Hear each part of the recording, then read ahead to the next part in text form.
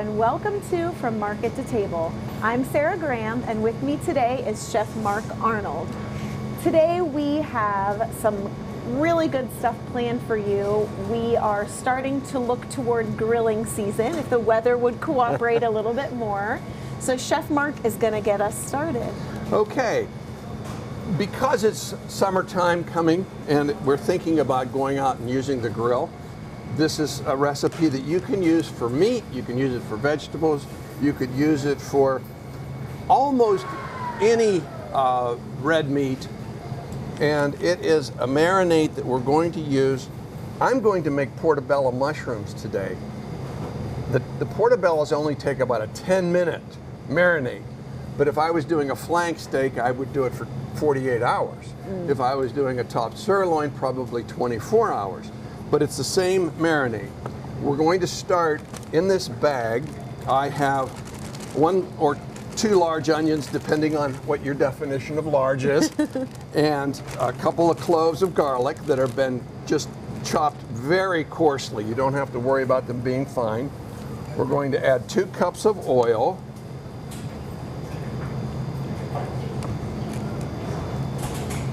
We're going to add 1 cup of soy sauce. I'm using low sodium. Many of us are thinking about cutting the sodium, and this is a 10-ounce bottle, so we're going to add a cup.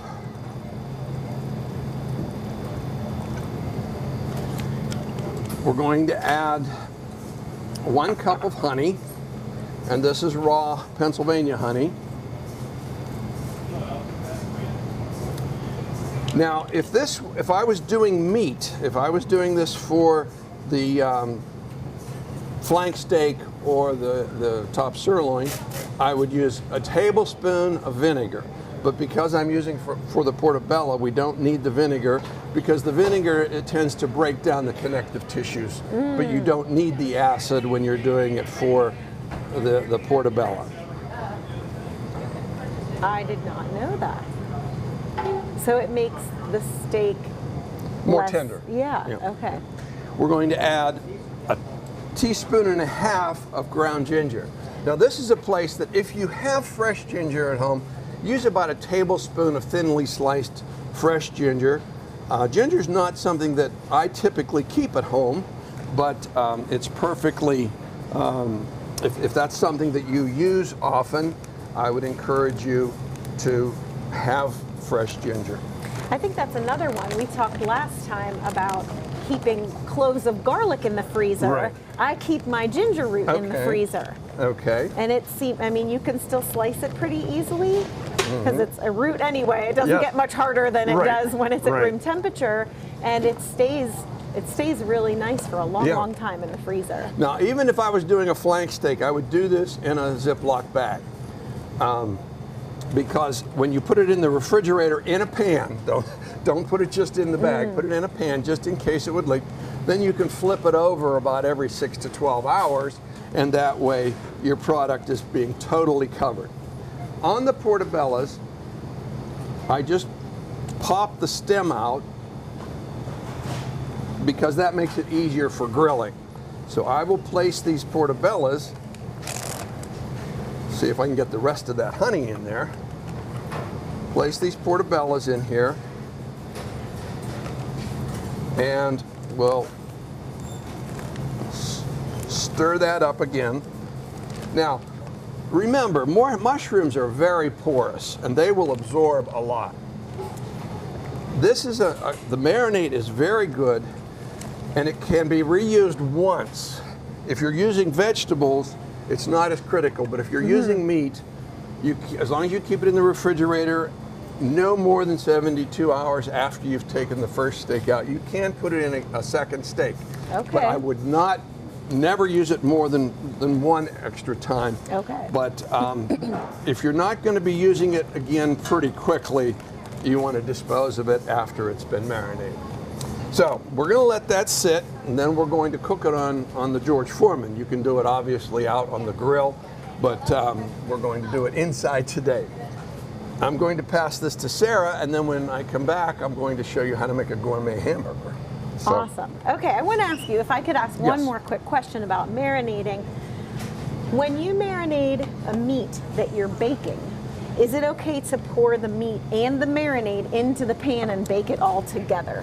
What I would do is I would take the meat out and then periodically baste it. With the marinade? You don't want to cook it in the marinade. Okay. Number one, it may become too intense because that's a lot of flavor. And Okay. number two, then you're not really baking it, you're braising it, because anytime you cook it in liquid, Okay. you're braising it. And I just don't think that would be a real good idea. I mean, it wouldn't hurt, but Does it just change the consistency of the meat? it's going to make the meat more tender. Because Okay. anytime you cook in liquid, Right. you're tenderizing more. I just, like, this marinade is a pretty intense marinade. That's a lot of soy sauce. And Yeah. so I think it might just come out too salty. Okay. So- But you can safely use that marinade to baste it throughout the Oh, process. yes, but Okay. always make sure that the final basting is at least 15 minutes before the Before end, you because remove you it. want to make sure that any potential for cross-contamination. Okay, gets cooked away. Right. Killed in the heat. Right. Okay. All right, very good. Thank you for that. Okay, so I am going to, in the spirit of the grilling season as well, I just want to show you a really quick and easy spice rub that you can prepare now, like springtime, and make a ton of it, and then you have it for the whole grilling season. This is good for chicken, this is good for steak, this is good for fish, this is good for ribs, and this is good for vegetables. So you can use this spice rub for anything you'd like to use it for. So I encourage you to prepare a big batch of this. Today we're making about a cup of it, but I encourage you to maybe quadruple the recipe, put it in a nice big ball jar, mason jar, and then have it for the whole season. So I got this from Tasty, of course, my favorite app. And we're going to start with a 1/4 cup of paprika, and I just save my my spaghetti sauce jars. We use these for a couple of shows ago. I did a salad in a jar, so we keep these for our salad in a jar, and then this summer we'll use it for our spice to add to all of our grilling things. So we're going to start with a 1/4 cup of paprika. Oh, I need a little funnel here. Okay, and then 2 tablespoons of brown sugar, 1 tablespoon of ground mustard, 2 tablespoons of chili powder, 2 tablespoons of cumin, 2 tablespoons of granulated garlic. If you don't have granulated, it's okay. You can use powdered as well. 2 But tablespoons. not garlic salt. No, not garlic salt. No, we're going to add our 2 tablespoons of salt now. So yes, don't do garlic salt. That would definitely alter the salt content and therefore salt flavor of your rub. And then 2 tablespoons of ground pepper. And then you'll just simply put your lid on, whether it's a spaghetti sauce jar or a pickle jar or a ball jar, shake it up, and there you have it. And my So this My would be a brown dry sugar didn't rub. mix and up. how long ahead of time should you put this on? Well, I guess it depends on what you're making. I think for a dry rub, I don't know, I think I'm going to concede to your input in this instance. Well- with being more experienced than I. For a rub, I think you normally just put it on before you put it. You can, but depending on what the piece of meat is, you might want to put it on the night before. Okay, good to know. Dry All right. rubs are great because they can be used so universally, and Yes. you can adjust them to suit your family. Right, like if this ends up being too spicy or not spicy Yeah. enough, or wish it were a little sweeter, or yeah, I mean, you can definitely play with it and see And what works for your shelf life family. is Yes. indefinite. Yes, exactly. Okay.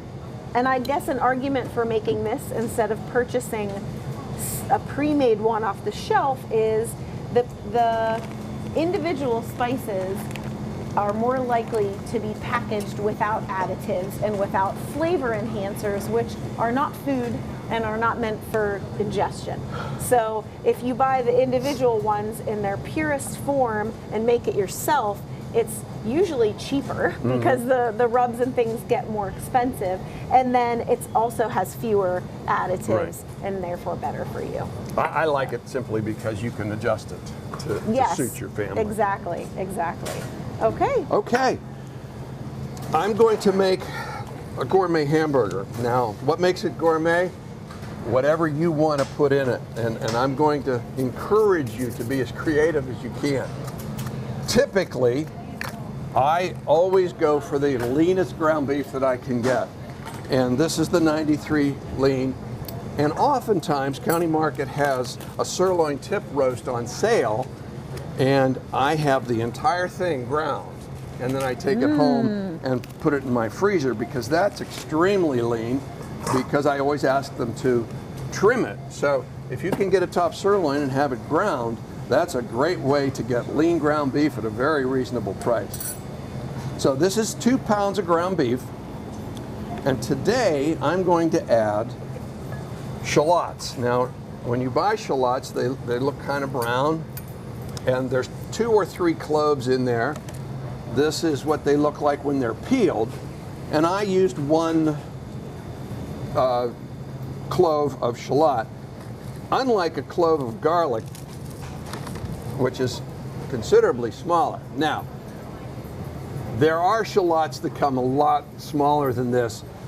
We were in a CSA last summer, and we got just shallots almost every week, and they were considerably smaller, but they definitely have a different taste and a different appearance than garlic.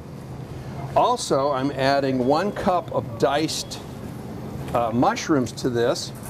You can use portobello, you can use white mushrooms, whatever you like. I added the shallot, the mushrooms, and 2 tablespoons of olive oil. Put it in the skillet for about 4 to 5 minutes. You want it to cook down because mushrooms are so full of moisture. You want to cook that down, but you don't want it to dry out. So you can see how shiny they are. There's still a lot of moisture there, but it's not going to cause the mix to get watery. We're going to add about a half a cup of crumbled blue cheese. You can add feta, you can add Asiago, you can add Parmesan, whatever cheese your family likes. We're going to add some salt. And if Not a whole lot of salt because of the blue cheese. I'm sorry. No, I'm sorry. If you've never tried any of these more gourmet cheeses, I know unfortunately, I don't like not liking food, and I don't like blue cheese, and I try to train myself to like it, and I've not yet succeeded, but I did train myself to like mustard, so I'm proud of that. Okay. But I do, if you've never tried them, you know, I at least as a parent assume that when I don't like something like blue cheese that's so just strong flavor, particular flavor, that my kids wouldn't like it. And then my 12-year-old had it. She ordered a salad the one time, and we didn't realize blue cheese came on, and I was like, oh no, and she was like, what is this? Like, she loved it. And I was like, oh my word. So if you've never tried any of these or had them in your house, you know, feta, we love goat cheese. It's a much milder cheese, but the blue cheese, you know, those are things that can be really fun to introduce into your family. Yeah, absolutely. And our taste buds change too. So if you didn't like it as a child, you know, try it again, because you never know. Right. Absolutely. I also have Worcestershire sauce, hot sauce, and steak sauce. If you like any of these, put them in. Don't wait and put them on at the Top end. it. Don't top it. Put it in so that you have that flavor cooking through it. And you want to have your burgers. I would make these burgers up like in the morning. If I'm going to serve them at night, I would mix them up before noon, let them sit in the fridge for 4 or 5 hours before I'd cook them. But for today's purposes, I'm going to put them on the grill right now. You want them bun size, and because it's lean, it's not going to shrink. If you get the 75 8% lean, it's going to shrink. Buy slider buns. Considerable.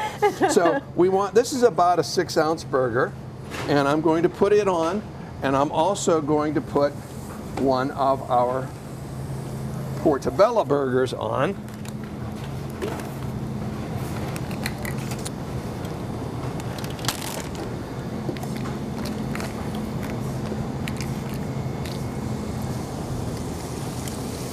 And we'll let those cook for about 5 to 6 minutes.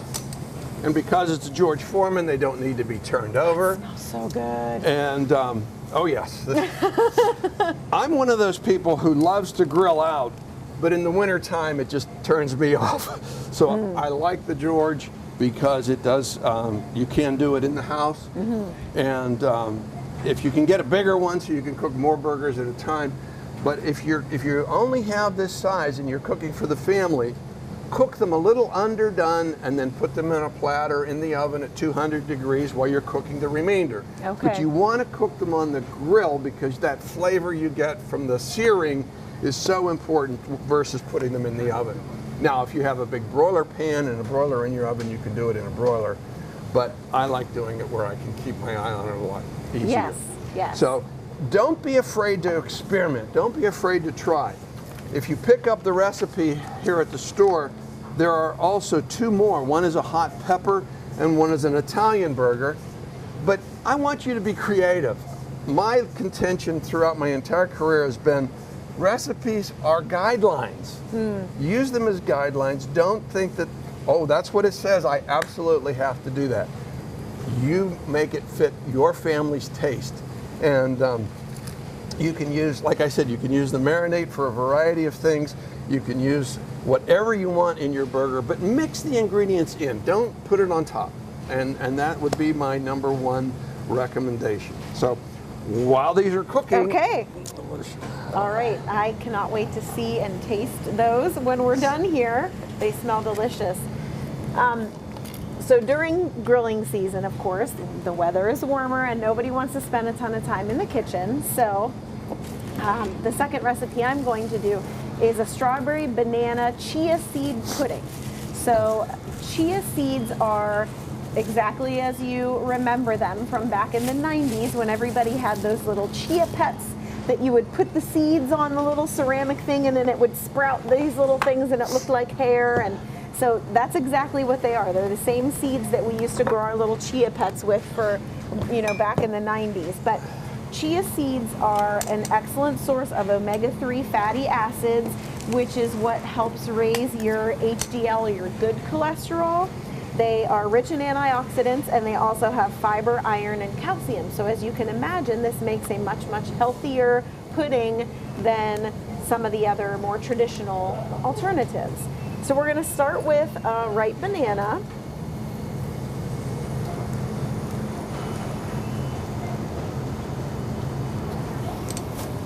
And just mash it up in a bowl here.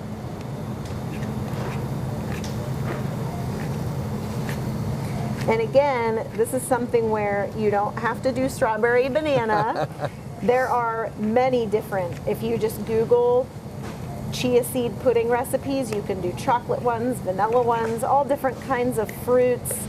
I saw like a matcha green tea one, there's all different kinds. So find something that goes along with flavors that you enjoy and watch try what's it on out. sale at the store. If blueberries are on sale, if raspberries, blackberries, yes, be creative. Or whatever looks the freshest when you get there. Yes. The difference between fruit that's ripe or overripe or underripe can make a big, big difference in how your food tastes. Right. Okay, then we're going to use a half a cup of Greek yogurt, and I got this one that I showed you a couple times ago, this Too Good. It only has 2 grams of sugar and then a natural sweetener. It has stevia, which comes from a leaf. It's not made in a factory. It's not harmful. Some people actually take stevia as a daily supplement. Okay, then we're going. I never knew that. Yes.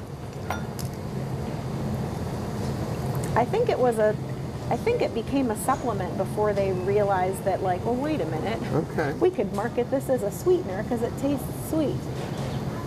Then I have unsweetened original almond milk. I imagine you could also use soy or coconut in its place. So I'm gonna mix this up first though, actually. Mix our banana and our yogurt. I did use a vanilla yogurt. You can use a plain Greek yogurt.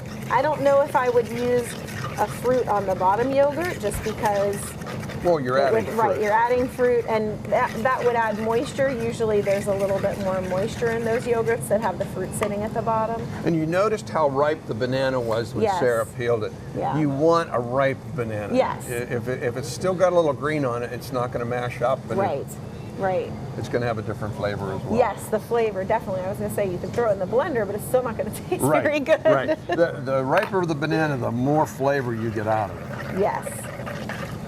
Okay, so there's our cup of almond milk, and then we're going to do a teaspoon of vanilla extract.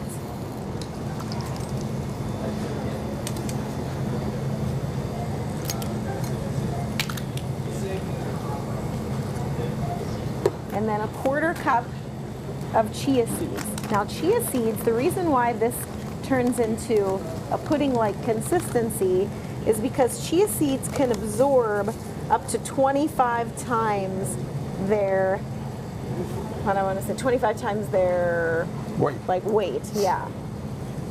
Chia seeds are great for putting in granola, for putting in, Yes.